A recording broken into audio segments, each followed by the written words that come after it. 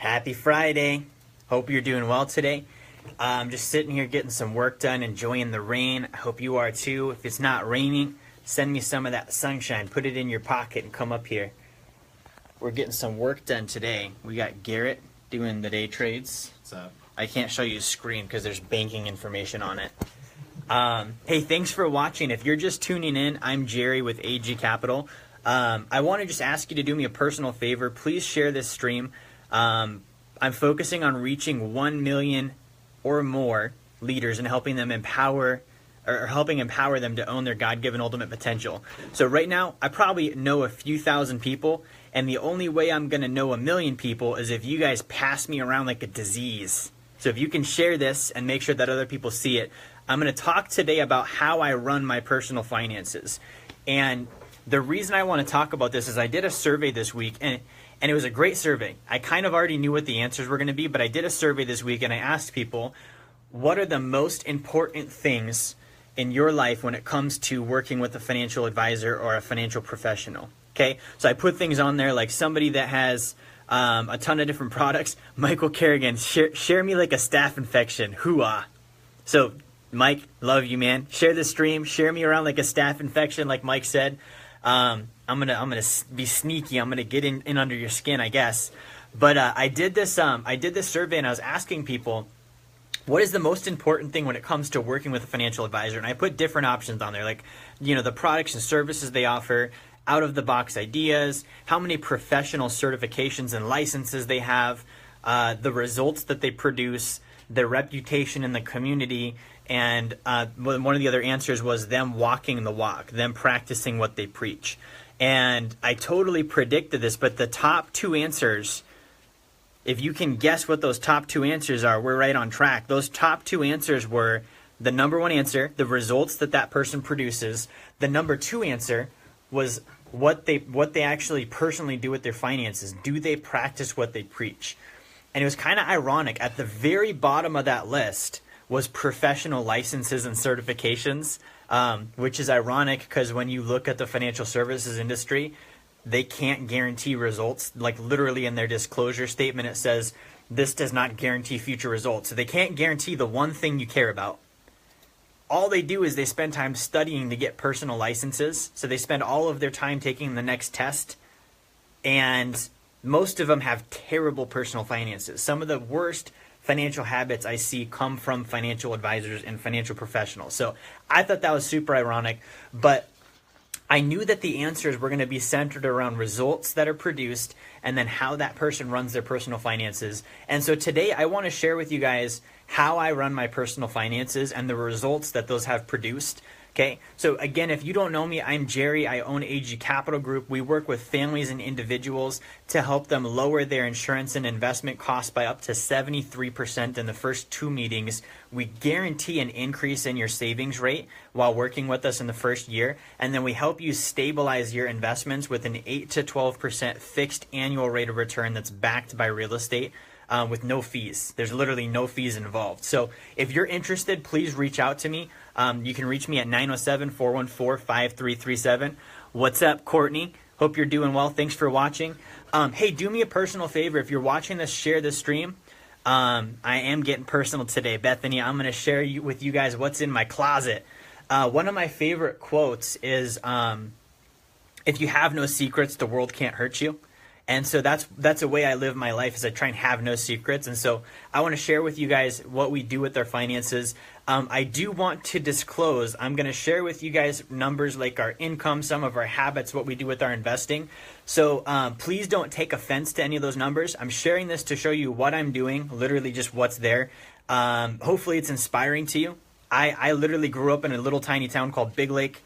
I didn't have a great GPA. I wasn't awesome at studying and learning and all the school stuff. So I basically started like from delivering pizzas to joining an MLM that sells insurance to starting my own business, sucking at that for like 2 or 3 years, and then finally getting to where I am now. And so I hope that my story inspires you, because if I can do it, dude, you can do it. If I can get it done, anybody can get it done. I honestly believe that. So Courtney, I think you're in Idaho, right? Is it sunny in Idaho right now? I think they're back. Are you guys back? Okay, so it's rainy. You guys see the rain that's going on. Thank you for watching. So I want to start out basically just sharing some of the financial habits that Lexi and I have. One of the things that we had in our life happen multiple times until we caught the trend was that we continually kept on going into a personal recession. Okay, and what I mean by that, Courtney says we are so back. Courtney, I misread your comment at first, and I thought it said we are so black. And you just right before that said you're tan, so I thought that maybe you guys did too much tanning and it was like a reverse Michael Jackson thing. But that's probably not the case. But I haven't seen you yet since you came back, so that might actually be the case. So Lexi and I kept on going into personal recessions with our finances. And what I mean by that was regardless of the economy, we kept on going down. We were having these dips, right? So things would go good. Like we were running the business at the time. Lexi was working at AT&T. So like just to kind of give you like the down and dirty, Lexi was making about $6,000, $5,000 a month pre-tax at AT&T. That money was coming in every month. We would live on as little of that as we possibly could. And then we would try and reinvest the difference into the business so that we could get that up and running. So our income looked like this, like here's zero, and we were like steady, like $5,000-6,000. And then sometimes we get these surges and we come back down and be steady again. And then we get these surges. And that's pretty much what it looked like.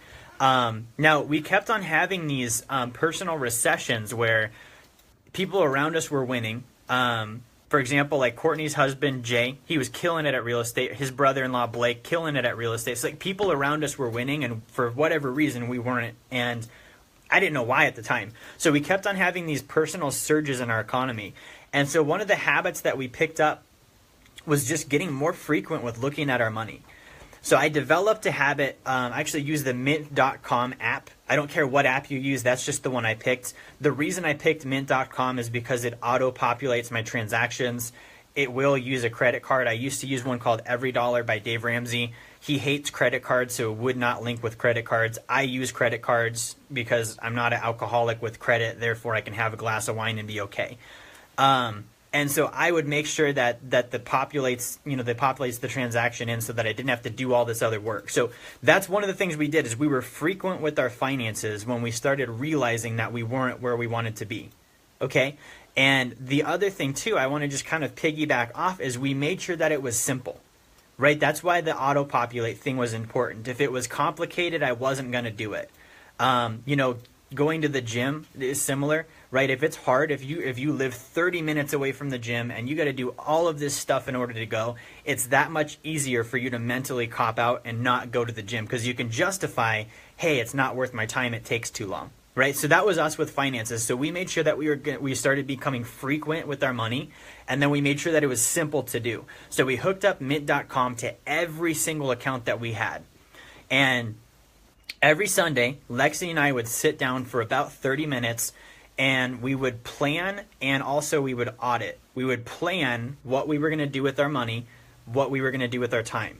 And then we would audit last week, what did we do with our money and what did we do with our time? And we would literally go through and check off, this is where our money went, this is where our time went.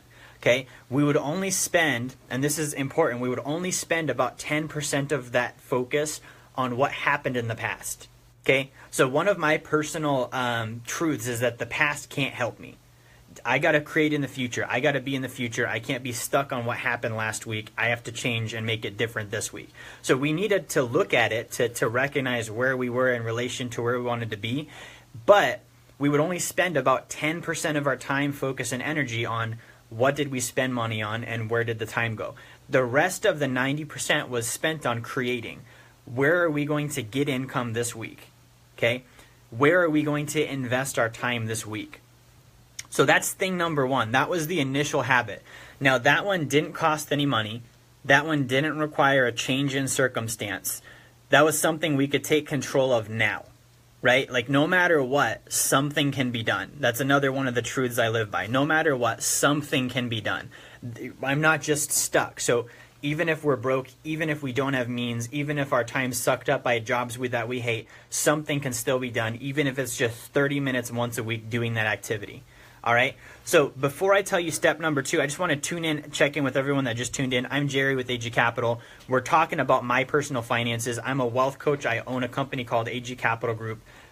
If you know me and you love me and you support our business, please share the stream and help me achieve my mission. I love helping people. I want to empower millions of leaders to own their potential, so please share.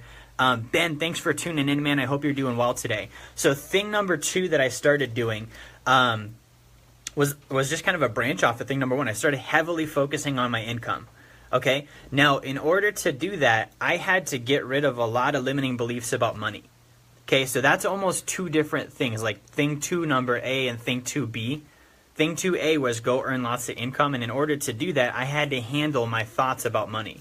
So when I grew up with phrases like money's the root of all evil, money can't buy you happiness, the camel can't get through the eye of the needle, just like the rich person can't go to heaven. All of these thoughts that people would just kind of misquote and misinterpret and take out of context. I grew up in church, so a lot of it was religious stuff, unfortunately.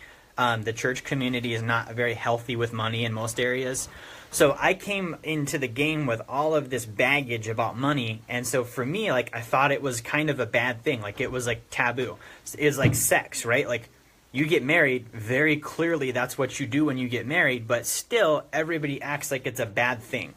Like, I see people, families that have 10 kids and they're weird about the word sex. And it's like, apparently you're really good at it. You might want to share so that other people can flourish and prosper the way you have. So I'm going to get back on track here. So that's kind of how money was with me, right? So I had to start learning differently about money. And so a lot of my learning came from looking at people that I admired and respected, that I knew had good morals and good ethics, that were winning with money. Because if money was a bad thing, then how could these good people be winning with this bad thing? So apparently money's not bad. It's just bad people do bad things with maybe stuff that was intended for good. And good people are going to do good things whether something was intended for good or bad. So I had to disconnect basically a personality from money. Money can't be good or bad. Money's just a piece of paper, right? I had to figure that out. What you do with it is all on you. Like, if you're a terrible person, you're going to do terrible things with money.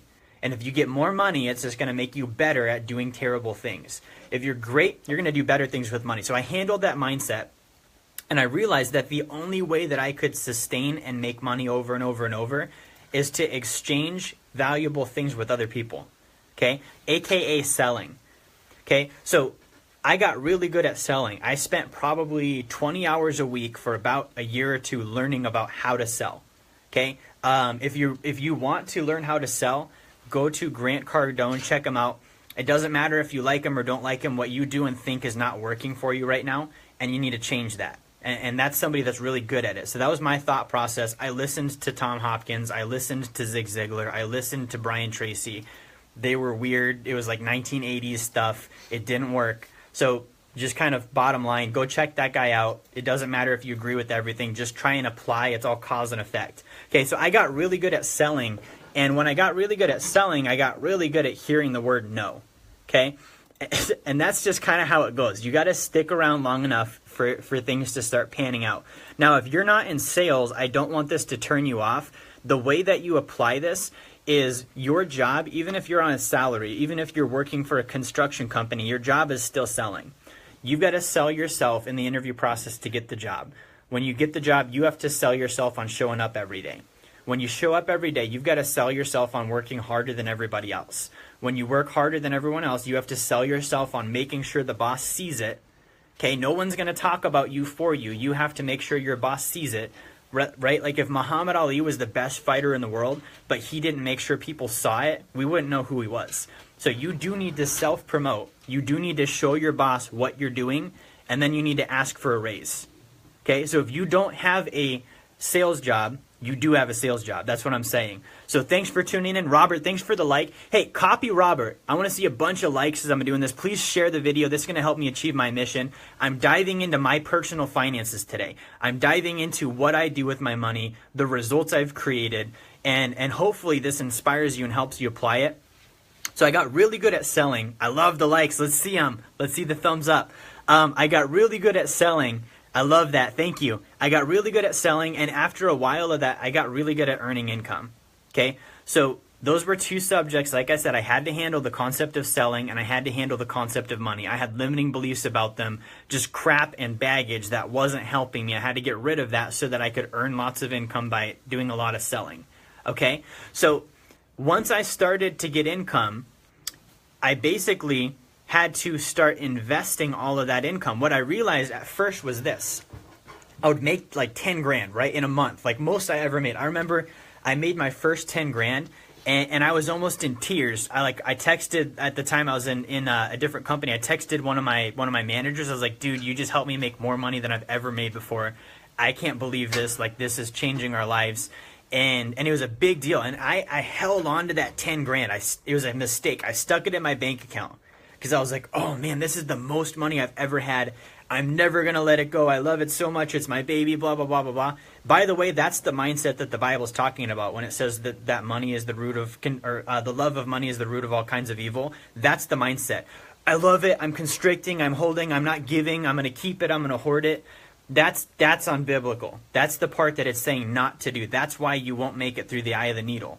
Okay? So you have to be willing to let it go. Like if you have your hands shut, it cannot come in and it cannot go out. You're stuck with what you got, okay? So I had to learn the hard way that when I would hoard money like that, it would stop coming in because I would get comfortable.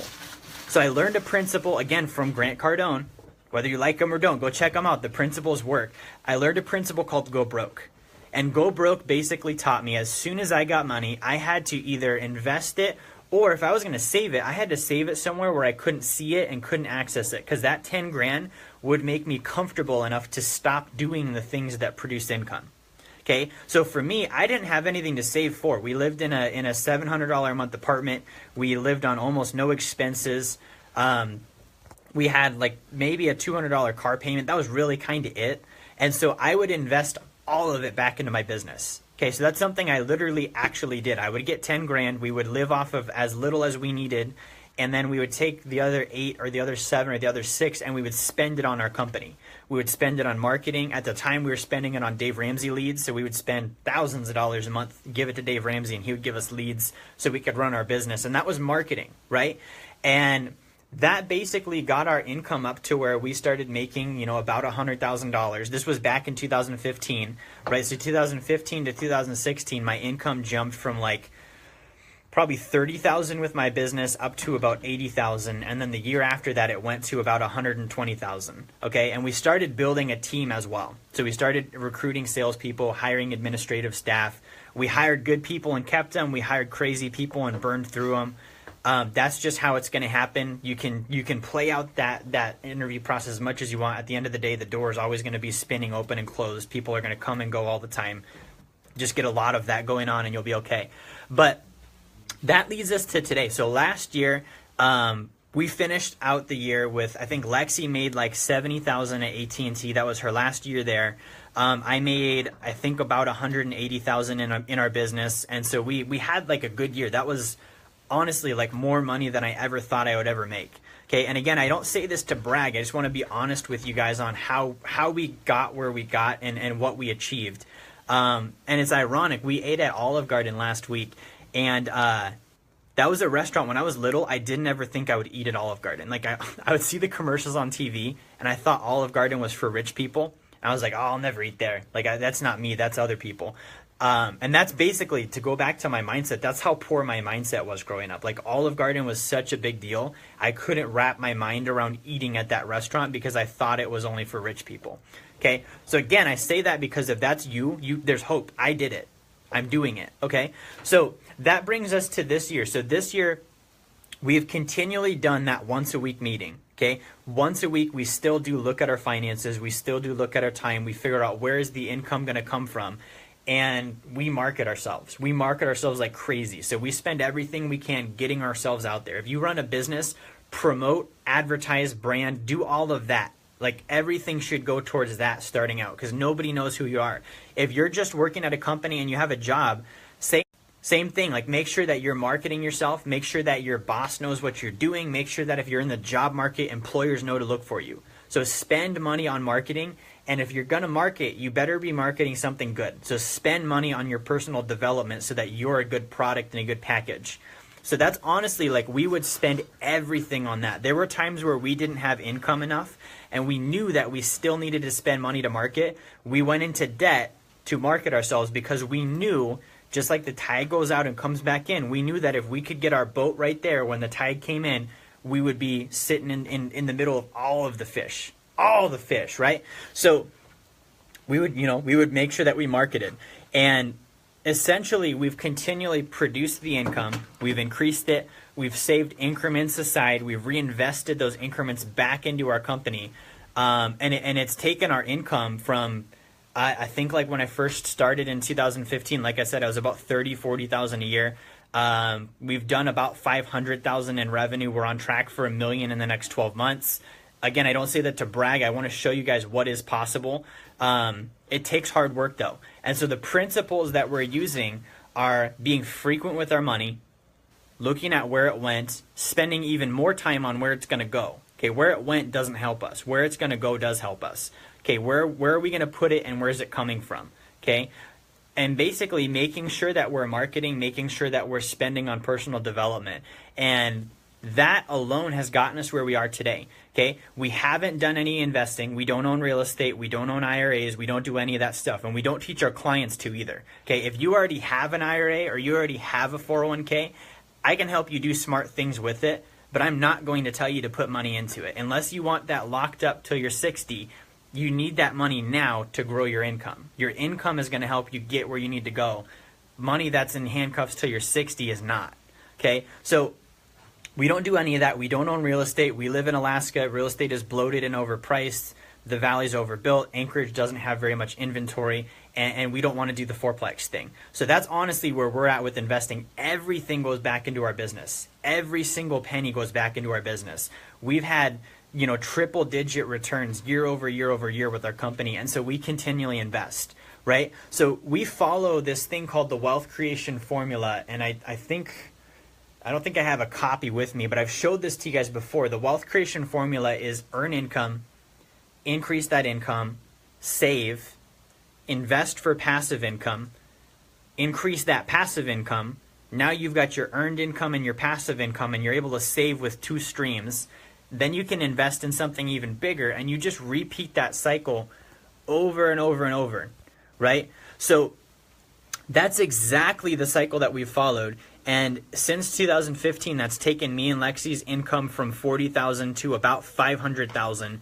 We're on track for $1 million this year. And again, that's to inspire you guys. I hope you're not taking this as bragging or offensive. I grew up in Big Lake. Like I didn't go to college. I didn't have a great education. All I did was work hard and find people who were smarter than me, watch them, and then copy them. That's all I did. Okay, so that's honestly what we do with our finances. So when we work with clients, the first thing that we do is we help them confront their money, okay? And real quick, if you're just tuning in, I'm going over what I do with my personal finances, the results that have been created.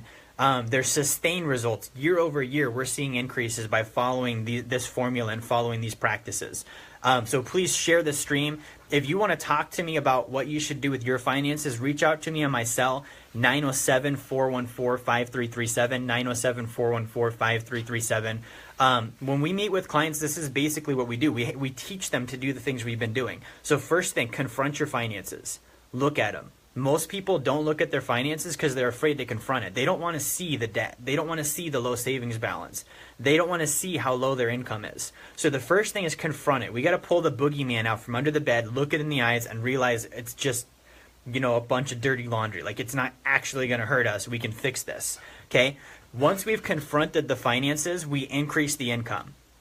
So we have our clients go through their house the first week we meet and label everything on a 1 to 5. Okay, if it's a 3, means maybe you sell it, maybe you don't. If it's a 4, you keep it. If it's a 5, you keep it. If it's a 1 or a 2, you get rid of it tomorrow. You put it on Craigslist and you start increasing your income. You sell the crap you don't need.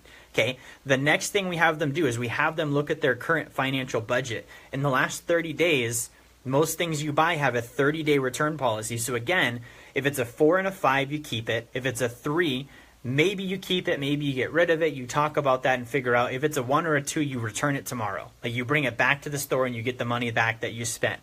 That immediately increases your income. Okay, so we get these surges in income. The next thing that we do is we go after fixed expenses, okay?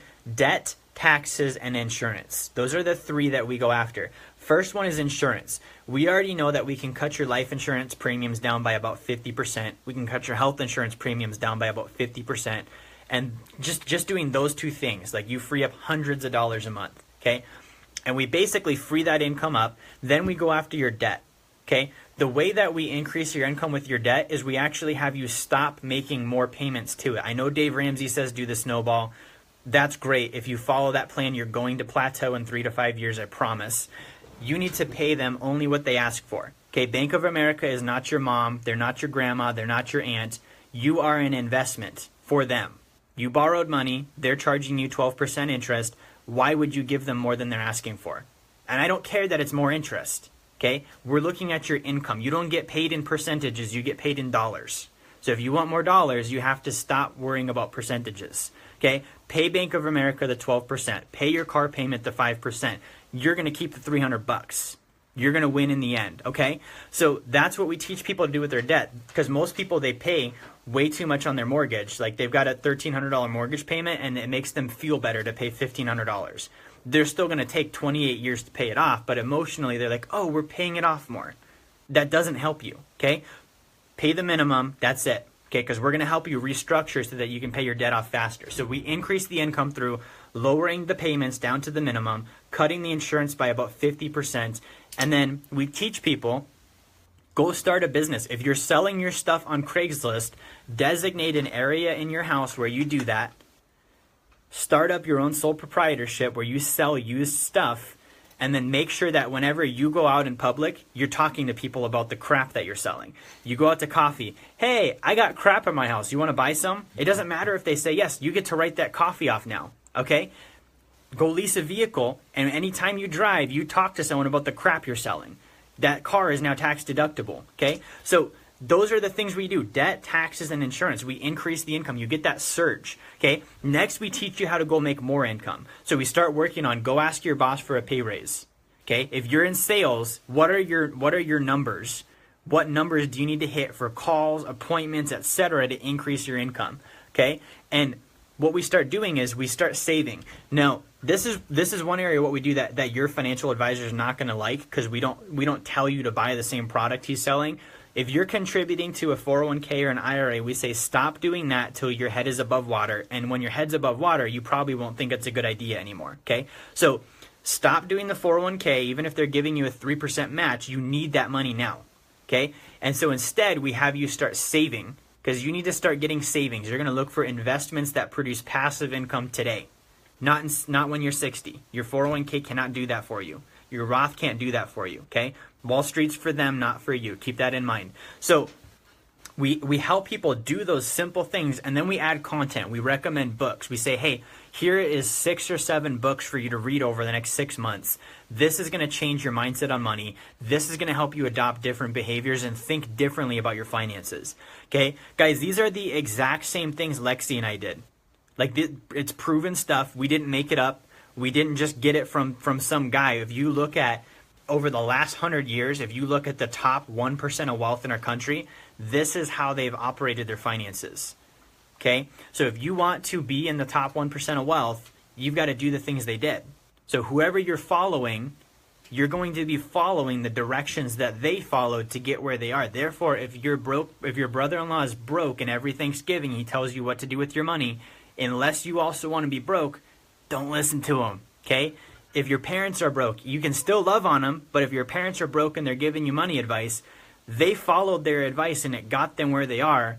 Say, I love you, Mom, but I can't listen to your money advice. I'm going to do something different. Okay, so this is literally what Lexi and I did with our finances. This is what we currently do. So we focus on confronting our finances on a weekly basis. We make sure that we're increasing our income. We make sure that we're marketing. We make sure that we're, reinvesting that money back into our business. If you don't own a business, you need to look for real estate. Okay, if you have a job and you don't own a business and you don't intend to, you need to look for income producing real estate. Do not do a single family home. Do not do a duplex. Do not do a triplex. Maybe do a fourplex. If it's in Wasilla, don't do it. Okay, everybody has one. There's like 8 in just one little cul-de-sac. Okay, when rent drops, you're going to be in a competition to get to the bottom, and you're not going to cash flow anything. Okay, wait till everyone dies out of that market and go in and buy everything for 75% of the price. Make sure if you do income real estate, you are getting lots of units, and that means it will take a little bit longer, and that does mean you need to increase your earned income. Okay, so that's what me and Lexi do with our finances. If this makes sense to you, please reach out to me. Reach out to me at 907-414-5337. Make sure that if this doesn't make sense to you, make sure that you look at your current finances. If you're looking at my message today and you're like, that's not what I want to do, look at what you have. Okay? I mean, like literally right now, take a second and look at your current finances. Is that where you want to be, and do you like it? If the answers are no, you need to put your opinion in the back seat and you need to do something different. Okay? I was that guy for a really long time because I thought I knew everything because I grew up with this and I grew up with that and I had these experiences and belief systems. Dude, my beliefs weren't getting me crap. Like my behaviors were not getting me the results I wanted. So I had to say to myself, my opinions don't work. I need to get rid of them and I need to start copying people whose opinions do work. And it doesn't matter what my opinion is not going to pay the bills. And it does not matter what your friends, family, coworkers' opinions are. If they're not paying your bills for you, don't listen. Look at their results. Ask yourself, do I want what they have? And if you don't, you can't listen to that advice. So thank you guys for watching. I'm going to sign off today. Again, I'm Jerry with Age of Capital. We help families and individuals reduce their insurance and investment costs by 50%. We guarantee an increase in savings in the first 12 months of working with us, and then we help them secure an 8 to 12% fixed rate of return through real estate on their investments with absolutely no fees. Okay, reach out to my team. Zach Bonnet's watching. You can reach him. You can hit him up on Facebook, or you can email him at zach@agcapitalgroup.com. You can reach me at 907-414-5337. My job is to educate you. My goal and my mission in life is to empower millions of leaders to own their God-given ultimate potential. It is going to take money to get there. You live on an economic planet. It is going to take money for you to get to the things you want to get to.